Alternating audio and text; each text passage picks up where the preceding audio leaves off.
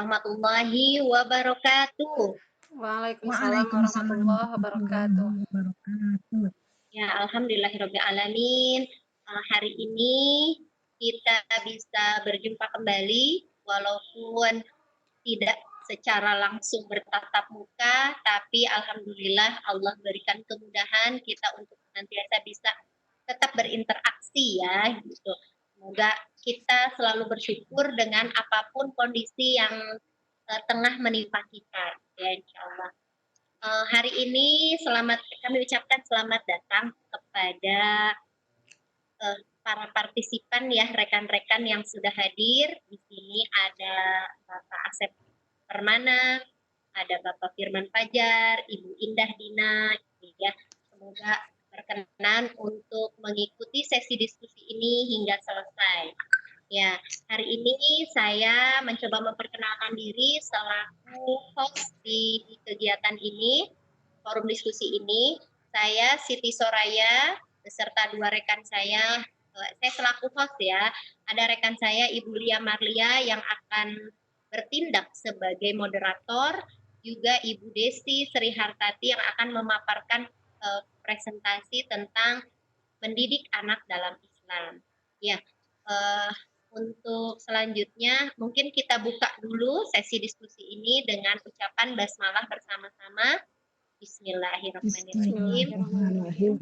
Selanjutnya kepada Ibu Lia Marlia yang akan memandu diskusi hari ini, kami persilahkan. Bismillahirrahmanirrahim. Assalamualaikum warahmatullahi wabarakatuh. Waalaikumsalam warahmatullahi Alhamdulillah pada kesempatan siang ini ya, pagi menjelang siang ya, kita bisa bersama bersilaturahim gitu ya di walaupun jarak jauh ya, tapi insya Allah ya bisa bertatap muka gitu ya. Selain bersilaturahim juga kita insya Allah akan menambah ya ilmu kita dengan nanti presentasi yang akan dibawakan oleh Bu Desi ya. Saya sebagai moderator saya akan memperkenalkan presenter kali ini adalah Ibu Desi Sri Hartati ya yang sudah siap ya untuk mempresentasikan apa yang sudah menjadi tugasnya, yaitu tentang bagaimana cara mendidik anak ya. Mendidik anak itu sangat luar biasa ya. Kita tidak hanya mendidik anak secara anak-anak secara lahir gitu ya, anak kandung ya.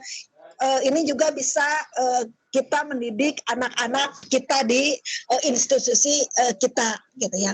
Mudah-mudahan nanti dengan paparan yang disampaikan oleh Bu Desi ya itu menambah wawasan buat kita ya. Kita berdoa semuanya semoga anak-anak kita ya, secara anak kandung maupun anak-anak didik kita menjadi anak yang soleh dan solehah ya.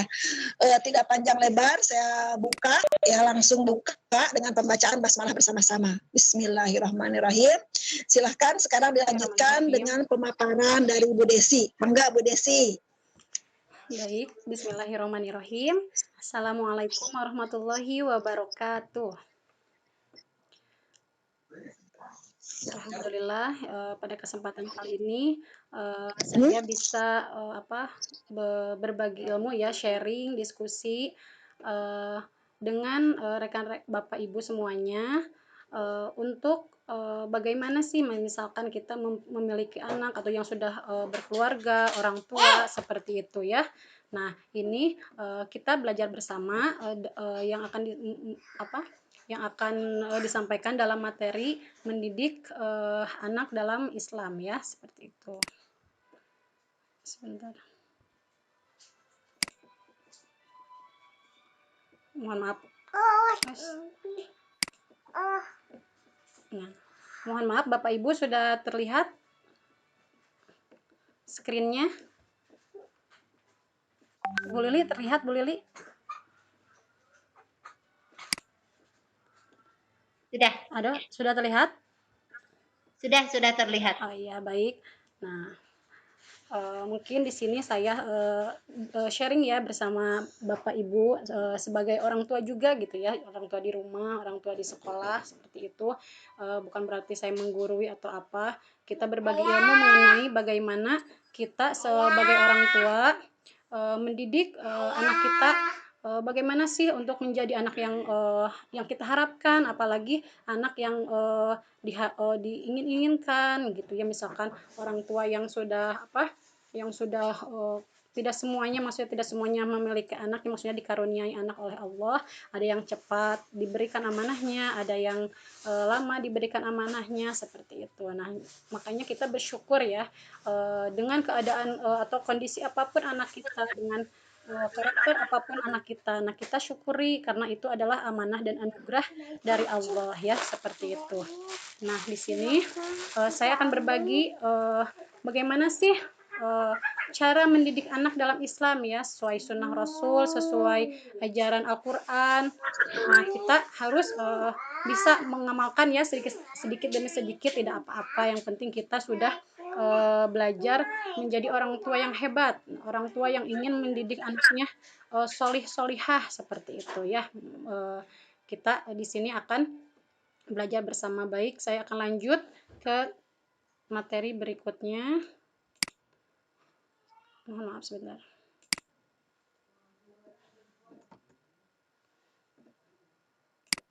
Nah, ini ya.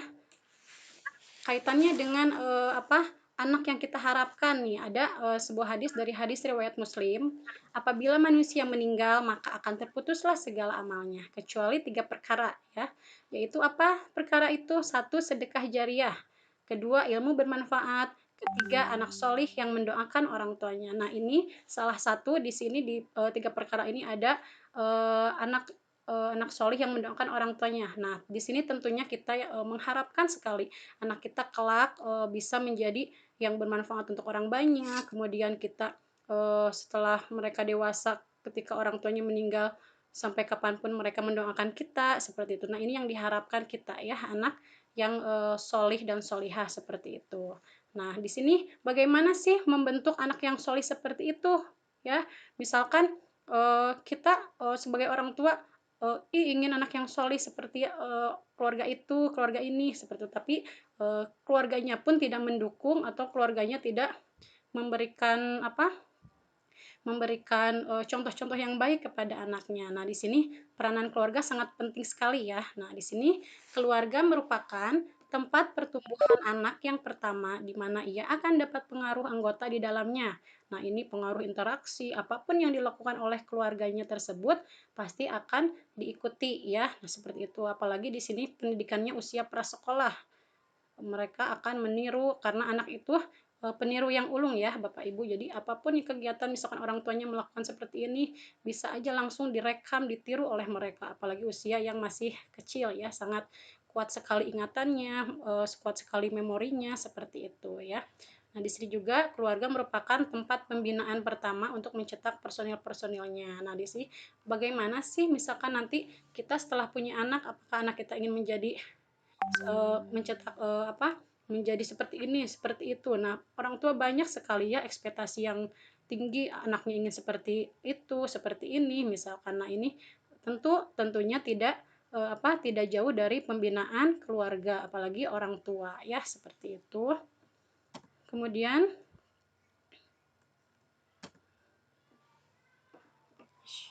mohon maaf ini.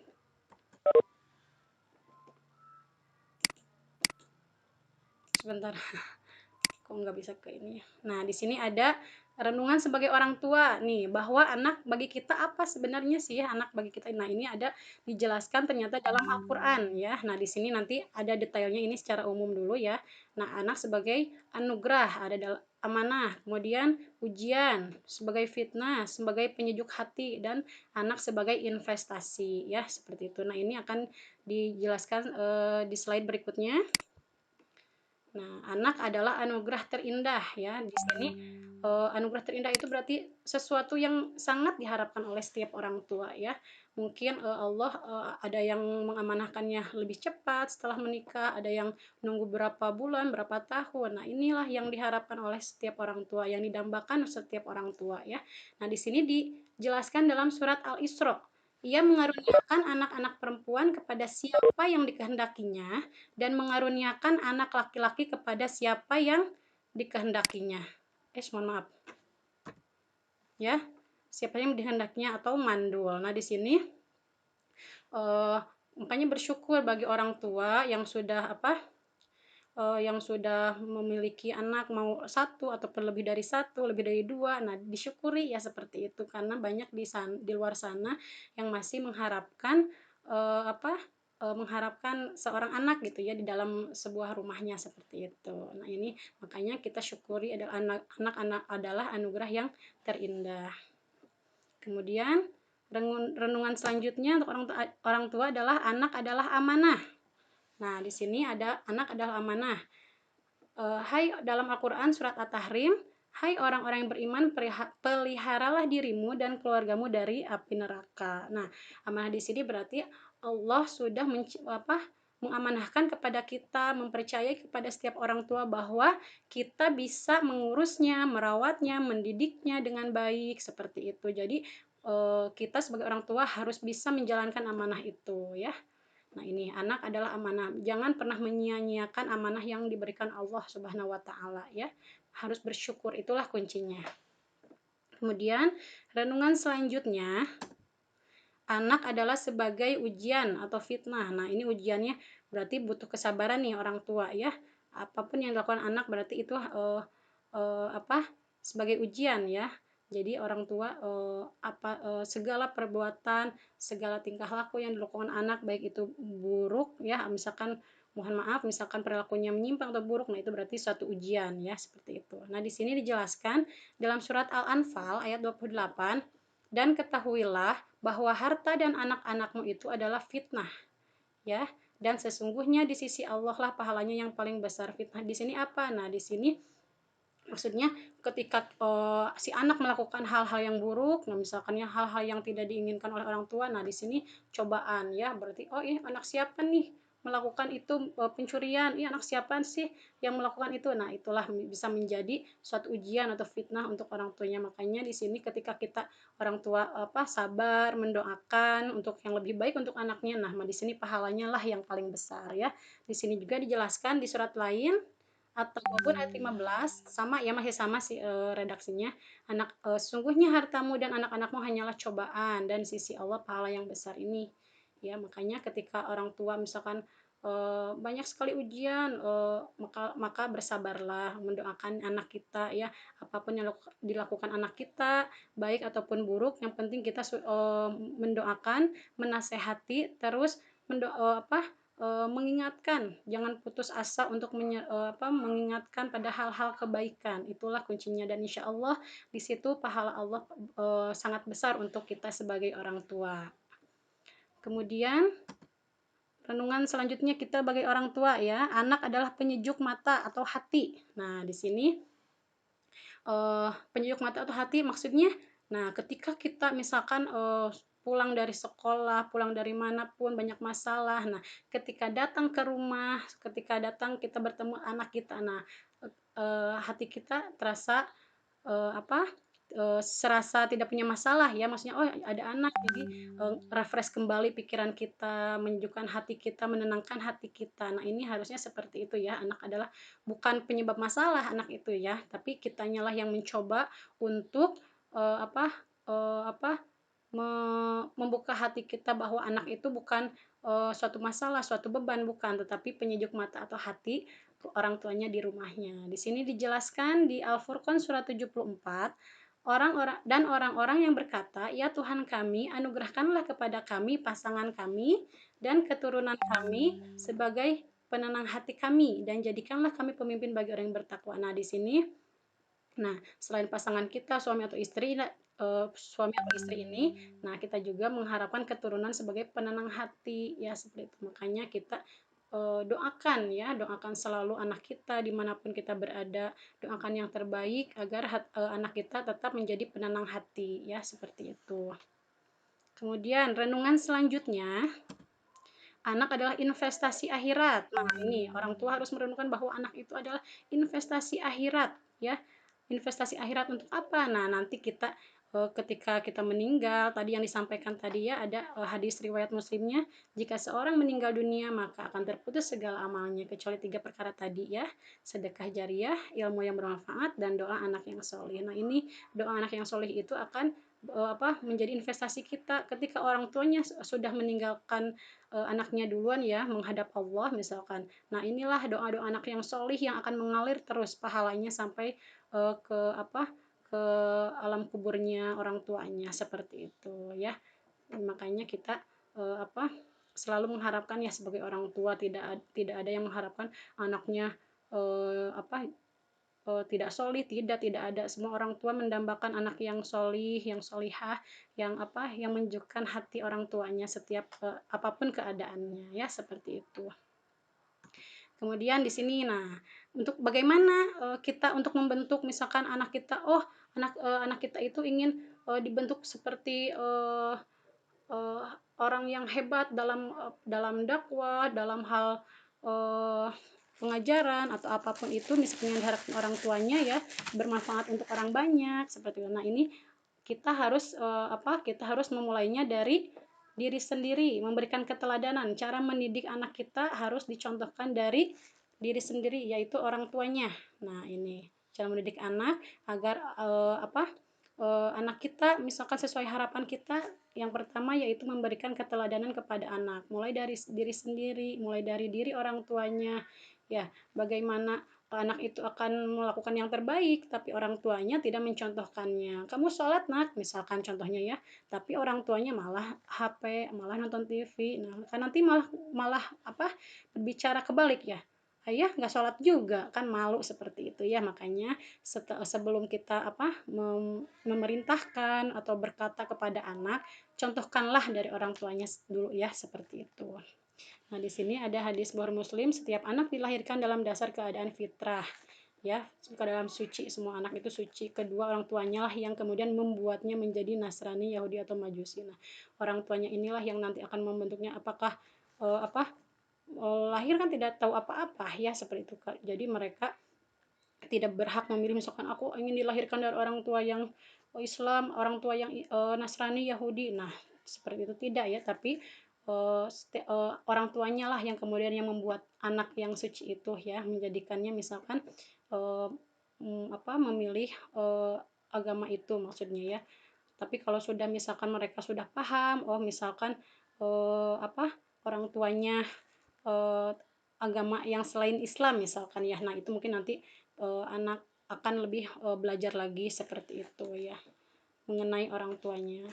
Kemudian, nah di sini ada contoh apakah salah anak-anak kita. Nah, kalau seperti ini, orang tuanya bertato, anaknya pun ikut bertato ya. Orang tuanya ngaji, anaknya ikut ngaji. Nah, inilah yang ditirukan seorang anak ya. Anak itu seorang peniru ulung itu ini. Ayo sholat misalkan, ayo ayahnya pakai tato, aku ikutan dong. Nah, seperti itu ya. Nah, ini berarti dicontohkan dari ayahnya atau orang tuanya, seperti itu. Kedua, nah ini caranya selanjutnya yaitu memberikan kasih sayang namun tidak memanjakan dan melalaikan. Ya, boleh kita memberikan kasih sayang yang lebih misalkan ya, memberikan apapun, tapi ingat tidak selalu memanjakannya, tidak membuat sesuatu yang diberikan itu melalaikan anak kita ya, seperti itu. Nah, ini misalkan diberi HP sampai lupa sholat, anaknya tidak belajar. Nah, seperti itu. Nah, ini itu yang salah ya, orang tua yang memperlakukan anak seperti itu yang tidak boleh. Diberi PS, nah sampai tidak sholat, tidak makan, tidak belajar. Nah, itu yang dikhawatirkan ya, tidak boleh seperti itu. Di sini di surat Al-Munafikun ayat 9 dijelaskan, wahai orang yang beriman, janganlah harta bendamu dan anak-anakmu melalaikan kamu dari mengingat Allah. Maka barang siapa yang berbuat demikian, maka mereka itulah orang yang merugi. Nah, ini di sini boleh kita memberikan hal-hal yang baik juga ya, maksudnya untuk hiburan untuk anak-anak boleh gitu ya, asal tidak membuat lalai anak-anak kita seperti itu. Lanjut, nah di sini ada kisah Rasulullah ya, kisah Rasulullah SAW berbagi kasih sayang dengan anak-anak nih. Contohnya ini, Rasulullah mencium dan memeluk cucu-cucunya. Nah ini ya, jadi sangat sayang terhadap anak-anak. Kemudian anak yang ngompol di gendongan Rasul tidak marah, tidak mencaci maki anak itu ngompol, tidak seperti itu ya. Kemudian sujud lama karena cucunya sedang bergelantungan. Nah, di sini ketika Rasulullah SAW sedang sholat, nah sedang sujud, cucunya naik di atasnya. Nah di sini Rasul sujud agak lama ya, karena cucunya sedang bergelantungan naik di atas punggungnya seperti itu. Jadi tidak semata-mata misalkan langsung berdiri, tidak, karena khawatir jatuh juga mungkin ya, seperti itu. Kemudian mempersingkat sholat ketika ada yang menangis, katanya Rasulullah bukan berarti langsung kilat ya, maksudnya kilat tidak membaca surat atau tidak, tapi mungkin biasanya bacaannya panjang jadi pendek seperti itu. Kemudian menasehati anak dengan lembut meskipun masih kecil. Nah ini ya, menasehati anak dengan lembut meskipun masih kecil. Misalkan seorang balita aja umur 2 tahun 3 tahun meskipun belum paham artinya itu apa yang kita maksud itu seperti ini, orang tua maksudnya misalkan jangan makan sambil berdiri ya, diingatkan terus meskipun dia belum paham. Nah, ingatkan saja tidak apa-apa, makan minum itu sambil duduk ya nak, misalkan gitu. Nah, boleh seperti itu meskipun anak itu masih kecil, tapi tetap harus diingatkan, dinasehati dengan lembut. Kemudian di sini caranya yang ketiga, kerjasama dan sinergi orang tua, suami dan istri. Nah, ini ada kerjasama dan sinergi tanggung jawab bersama ya orang tua. Nah, di sini ada dalam dalam hadis Bukhari Muslim, dan laki-laki adalah pemelihara bagi keluarganya. Dia akan ditanya tentang apa yang dipeliharanya ya. Dan wanita adalah pemelihara di rumah suaminya. Dia akan ditanya tentang apa yang dipeliharanya, seperti itu ya. Nah, di sini jadi tanggung jawab suami sebagai ayah misalnya sebagai pemelihara keluarganya pun harus saling membantu ya, misalkan untuk dalam hal mendidik di rumah, mengajak main seperti itu. Nah, ini harus ada sinergitas seperti itu ya, kerjasama yang baik antar ibu dan ayah seperti itu. Untuk misalkan orang tua sama-sama berdiskusi, anak kita nanti misalkan sekolah di mana ya, misalkan jadi diskusikan apapun itu untuk menjadikan anak kita yang orang tua harapkan, seperti itu ya. Kemudian nah ini jangan pernah melakukan hal ini depan mereka nih, orang tua misalkan berantem, misalkan kamu misalkan ibu nggak benar ngurus anak, misalkan gitu, marah di depan mereka. Ayah juga kerja terus jadi nggak bisa ngurus mereka. Nah, misalkan si anak kan melihat apa yang orang tuanya lakukan. Nah, seperti itu ya, biasakan berdiskusi baik-baik ya, maksudnya tidak di hadapan mereka apalagi sambil marah-marah atau membentak, seperti itu. Kemudian di sini keempat, memberikan pendidikan yang integral secara bertahap. Nah, di sini ada pendidikan yang sebaiknya orang tua tanamkan di dalam anak kita ya. Satu yaitu pendidikan akidah tauhid ya. Di sini dijelaskan dalam surat Luqman. Dan ingatlah ketika Luqman berkata kepada anaknya di waktu ia memberi nasihat kepada anaknya, wahai anakku, janganlah kamu mempersekutukan Allah, sungguhnya mempersekutukan Allah itu kezaliman yang sangat besar. Nah, di sini kita perkenalkan Tuhan kita itu Allah itu satu ya, seperti itu. Allah yang wajib kita sembah, tidak ada Tuhan selain Allah. Yang disembah orang-orang Yahudi patung itu itu adalah kemusyrikan. Nah, disampaikan oleh orang tua ya dengan bahasa lembut, sopan, seperti itu ya. Kemudian pendidikan ibadah, perintahkan di sini ada dijelaskan oleh Abu Daud ya. Perintahkan sholat kepada anak-anak ketika usia 7 tahun dan pukullah mereka jika tidak mengerjakannya saat usia 10 tahun dan pisahkan tidur di antara mereka. Nah, di sini ketika usia anak kita mulai 7 tahun, nah perintahkan gimana kalau usianya masih 6 tahun, kita ajak aja, tidak apa-apa diajak ya, seperti itu. Ya, boleh kita ajak misalkan ayo sholat, nah meskipun belum paham ya, tapi ketika usianya udah 7 tahun perintahkanlah sholat itu. Nah, ketika usia 10 tahun, nah tidak mengerjakan, nah boleh memukulnya, tetapi tidak boleh memukul dengan menyakiti sampai berdarah atau apa, tidak ya, seperti itu. Kemudian dan pisahkan tidur di antara mereka. Ini nanti dijelaskan ya di slide berikutnya. Sebentar. Ketiga ya, pendidikan akhlak. Ya, sebenarnya saya dalam aspek akhlak kepribadian ini tidak hanya ada makan ya dalam akhlak itu. Apa? Sebentar. Nah, di sini dijelaskan dalam aspek akhlak kepribadian ini tidak hanya adab-adab makan, minum, misalkannya harus duduk berdiri, itu sangat betul ya, harus ditanamkan juga. Tapi di sini lebih ke misalkan untuk memisahkan tempat tidur tadi yang dijelaskan dalam hadis ya, tempat tidur anak laki-laki dan perempuan dipisahkan agar mereka mampu belajar tata krama, sopan santun dan kesusilaan sejak dini. Kita jelaskan orang tua dengan baik, kalau udah besar tidurnya harus pisah sama ayah ibu, misalkan dengan baik-baik saja ya, tidak serta-merta misalkan langsung pisah atau jangan sama ibu. Nah, tidak ya, harus dengan penuh kelembutan anak itu ya maksudnya. Kemudian pendidikan jasmani, di sini ajarkan anak-anakmu berenang, memanah dan berkuda. Nah, ini yang dicontohkan Rasulullah ya, agar sehat juga tentunya ya, seperti itu.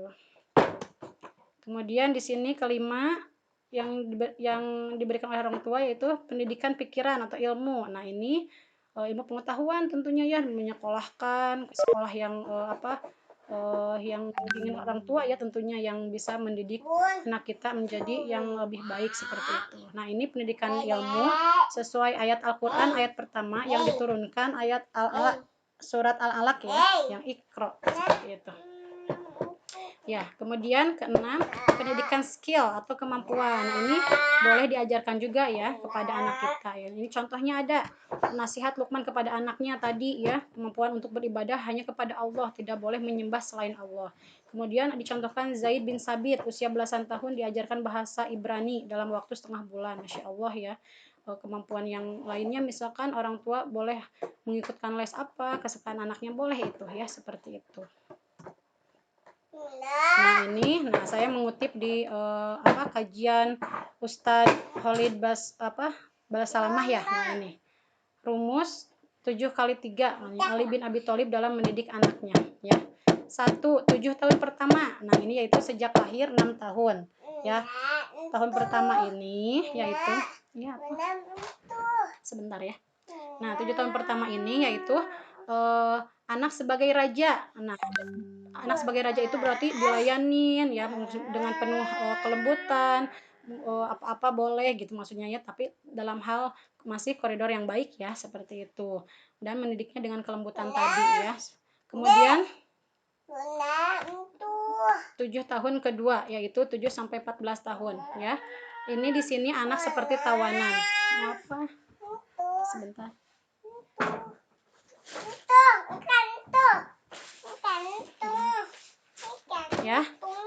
Ya sebentar sayang. Mau apa? Mohon maaf ya. Yang mana? Ini. Itu. Ya.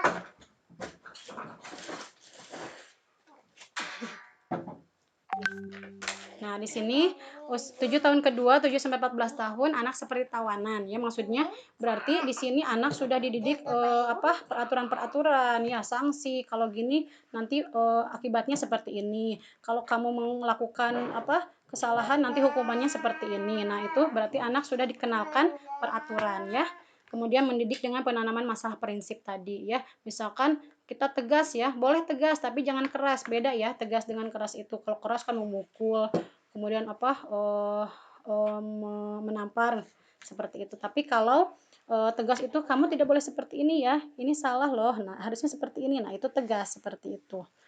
Kemudian 7 tahun ketiga, usia 14 sampai 21 tahun, anak seperti sahabat. Nah, ini diajak bermusyawarah, diajak cerita, diskusi, diajak curhat seperti itu. Nah, ini ya. Kemudian lebih dari 21 tahun dibebaskan dalam masyarakat karena ia akan menjadi seorang pemimpin. Seperti itu. Nah, terima kasih. Mungkin itu ya yang dapat saya sampaikan. Kurang lebihnya mohon dimaafkan. Mungkin nanti kalau ada kita sharing lagi, mangga didiskusikan. Terima kasih atas perhatiannya. Wassalamualaikum warahmatullahi wabarakatuh. Mangga moderator. Waalaikumsalam Ibu wabarakatuh. moderator, mangga. Terima kasih. Kayaknya ada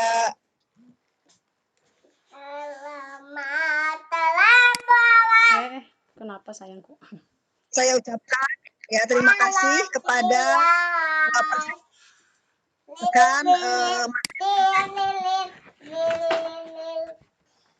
mungkin dimatiin dulu aja. Kenapa? Suara Bu Desi dimatiin aja Ya, suaranya. sebentar, Bu. Tadi dengan gamblang dipaparkan Bu Desi tentang bagaimana cara mendidik anak ya. Mohon maaf ya, tadi Saya banyak. menekankan mungkin di sini ya anak itu tidak hanya secara anak biologis ya, tapi bisa anak non biologis ya. Tadi ada 4 cara gitu ya dengan memberikan keteladanan ya dari diri sendiri ya. Itu jadi kadang ya mungkin ini tadi gitu ya, pingin baik tapi tidak dimulai dari diri kita sendiri ya. Kemudian yang kedua, memberikan kasih sayang ya dengan tidak memanjakan ya. Bahkan ya menasehati pun gitu ya, itu harus dengan lembut. Biasanya anak-anak seperti itu. Mungkin pengalaman saya juga ini sudah ada yang kuliah gitu ya.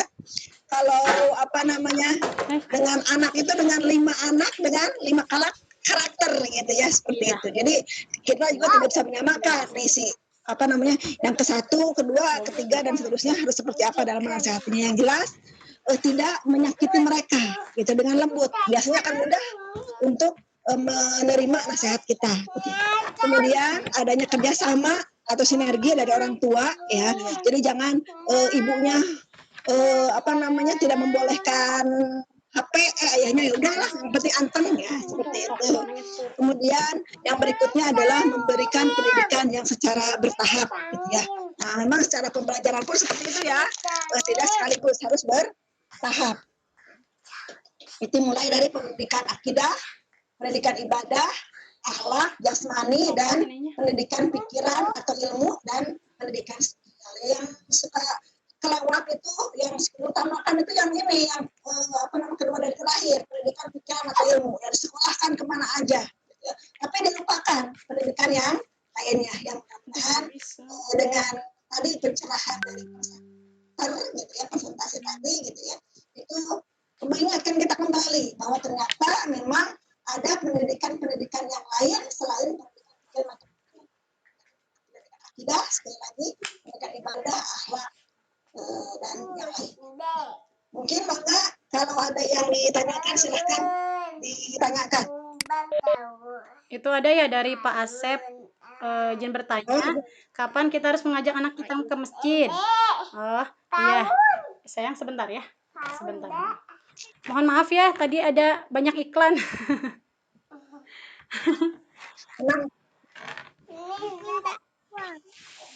Ya, baik mungkin ya ini. Kapan kita bisa mengajak anak kita ke masjid ya? Kalaupun misalkan tadi kalau diperintahkan sholat itu kan dari usia 7 tahun ya. Nah, boleh kita mengajak ke masjid. Kalau sebelum 7 tahun boleh-boleh saja ya. Karena kita juga bisa mencontohkan ya bagaimana sholat berjamaah itu, bagaimana kita ketika dalam masjid gitu ya. Karena kan kebanyakan juga katanya jangan bawa anak-anak ke masjid ya, mengganggu. Justru maksudnya kita tidak boleh melarang misalkan karena berisik ya, tidak apa-apa, karena menurut saya mereka itu bisa mencontoh ya, bisa mencontoh, bisa mengetahui bagaimana misalkan sholat berjamaah itu, imam itu gimana sih misalkan ya, meskipun kita anak hanya ikut-ikutan gitu, tapi orang tua pun harus tetap menjelaskan ya, seperti itu mungkin Bapak. Apalagi misal kalau udah balik ya, kalau udah balik kita wah udah itu mah udah harus ke masjid ya. Ini misalkan kalau anak kitanya masih belum balik, misalkannya boleh-boleh saja sih, maksudnya dari usia sebelum 7 tahun juga kita bisa memperkenalkan seperti itu, bagaimana sholat di masjid itu, berjamaah itu, seperti itu. Mungkin orang tua juga sebelumnya menyampaikan dulu misalkan ya, aduh saya kok menyampaikan ini sholat di masjid itu harus seperti ini misalkan ya, agar anak pun paham seperti itu. Ya mungkin itu Pak. Ada yang mau menambahkan Mangga? Anaknya misalnya masih suka ngobrol gitu ya, kita coba dipesan Iya dulu ya gitu seperti ya, itu. maksudnya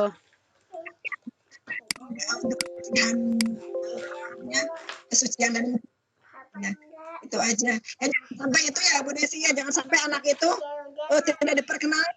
Iya. Udah gede juga nggak terbiasa. Iya, karena betul ya, untuk membiasakan juga maksudnya. Jadi kalau terbiasa kan misalkan, ya aku ketagihan, bisa jadi ya si anak itu misalkan ketagihan, ya aku mau sholat lagi di masjid misalkan, apalagi kalau udah usia menuju tadi ya, misalkan 7 tahun udah diperintahkan sholat misalkan, seperti itu. Kalau terbiasa. Nah ini ada Bagaimana dengan Bu Desi nih, dan Asep katanya, bagaimana dengan anak perempuan? Apakah harus diajak ke masjid dan umur berapa katanya gitu? anak perempuan? sebentar ke pinggir dulu ya. Anak perempuan, nah mungkin ya karena kan dalam Islam juga, maksudnya kalau wanita maksud khususnya yang udah balik gitu, baiknya kan sholatnya di rumah juga ya. Tapi misalkan kalau untuk memperkenalkan, misalkan boleh-boleh saja, misalkan dari umur yang udah TK boleh, misalkan kalau untuk memperkenalkan tidak apa-apa, misalkan ayo berjamaah, misalkan di masjid itu ada temennya yang lain gitu ya, bukan berarti wanita tidak boleh di masjid sholatnya, boleh-boleh saja, tapi lebih utama di rumah kalau maksudnya wanita yang dewasa misalkan ya, kalau seperti itu. Tapi misalkan kalau anak kita masih TK nih misalkan atau SD usia 7 tahun, mau ikut ke masjid misalkan mau sholat berjamaah, mangga-mangga saja ya, itu pun untuk memperkenalkan, untuk membiasakan juga ya, berjamaah seperti itu kan. Nanti dijelaskan juga berjamaahnya boleh di rumah sama mama, sama ibu, seperti itu mungkin Bapak. Ada yang menambahkan Mangga? Kalau ada yang mau menambahkan? Aja sih anak perempuan, anak laki-laki ya. Iya. Kalau misalnya silakan gitu, di adab-adabnya diperkenalkan gitu. Anak perempuan, anak laki-laki pun seperti itu. Mangga Pak Asep, hatur nuhun. Hatur nuhun atau sumping. Terus hadir.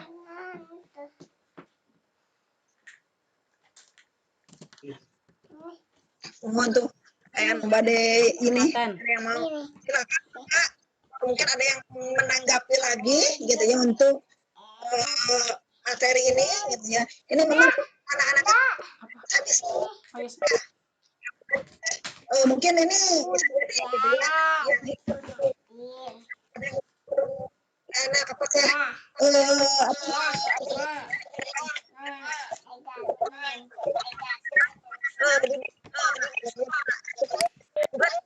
gitu ya.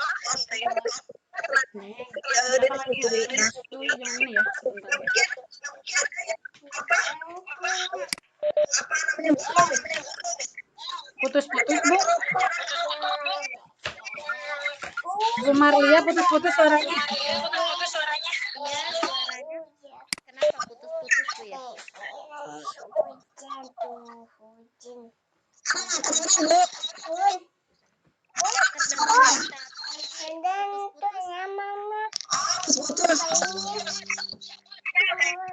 Mungkin jaringan kali ya.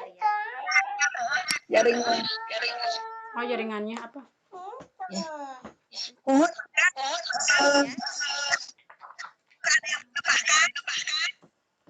Mungkin sedikit kali ya. Ya sama-sama sih ini mah kalau ada pepatah ya yang mengatakan jika kita mendidik anak ketika kecil seperti mengukir Di atas batu di ya. atas batu.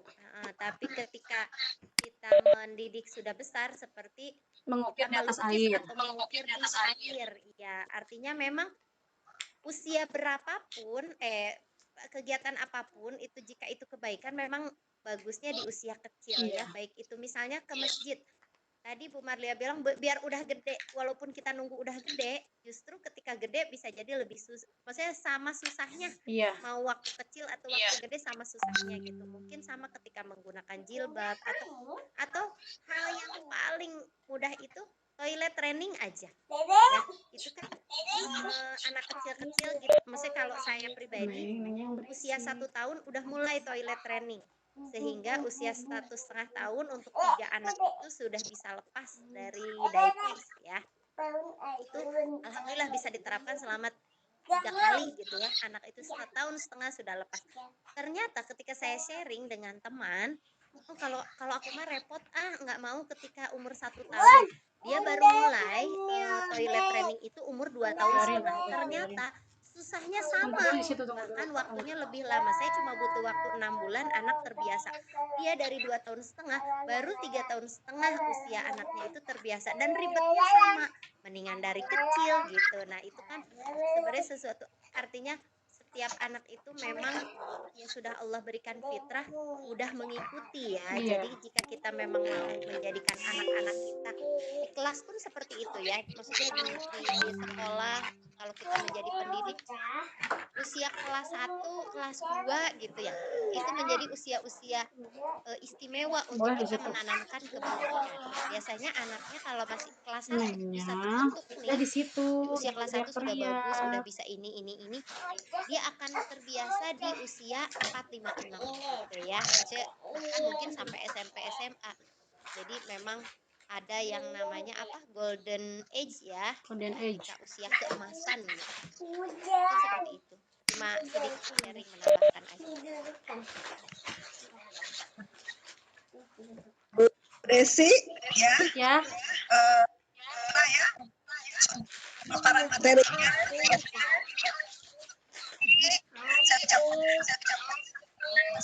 partisipan dan pada ini ada yang bertanya nggak? Udah ikut hujan cobainnya sama ini bagi Apa?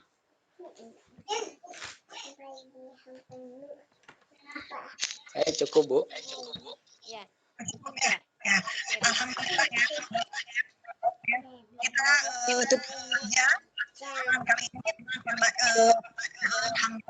alhamdulillah ya, saya pada suaranya. Oke, terima kasih kepada Ibu Lia Marlia yang sudah memandu sesi diskusi. Juga terima kasih kepada Ibu Desi Sri Hartati yang sudah menyampaikan pemaparannya, luar biasa. Semoga bisa kita praktekkan ya, dan semoga bisa menjadi ilmu yang barokah. Amin. Ya, terima kasih kepada seluruh partisipan yang sudah sempat hadir ya. Tadi saya lihat ada sudah sempat masuk itu Bapak Asep Permana ya kalau nggak salah, Bapak Rian ya. Terus di sini masih ada Bapak Firman Fajar, ada Ibu Indah Dina juga. Terima kasih sudah berkenan untuk ikut berdiskusi di room kami. Ya, mohon maaf apabila ada berbagai kekurangan ya, mungkin yang yang tersampaikan dari diri kami mohon maaf yang seluas-luasnya. Oke, karena ternyata sudah masuk azan, kita tutup room ini ya dengan mengucapkan hamdalah bersama-sama. Alhamdulillahirrahmanirrahim, dan doa kafaratul majelis. Subhanakallahumma wa bihamdika asyhadu an la ilaha illa anta astaghfiruka wa atubu ilaik. Saya selaku host mengucapkan jazakumullah khairan katsiran. Wassalamualaikum warahmatullahi wabarakatuh. Waalaikumsalam warahmatullahi wabarakatuh. Aduh, kemana rekamannya ini? Mangga bagi yang mau live dari room. Bu Lili, Bu Lia, ya. ngerekam nggak? Atur nuhun Bapak. Terima kasih. Bu Lili, Bu Marlia ngerekam nggak? Ini teh mau praktek itu teh. Ngerekam nggak? Hah? Apa gitu. Oh ini. Misalnya. Ayo, itu kayak mau Aku mah nggak sholat.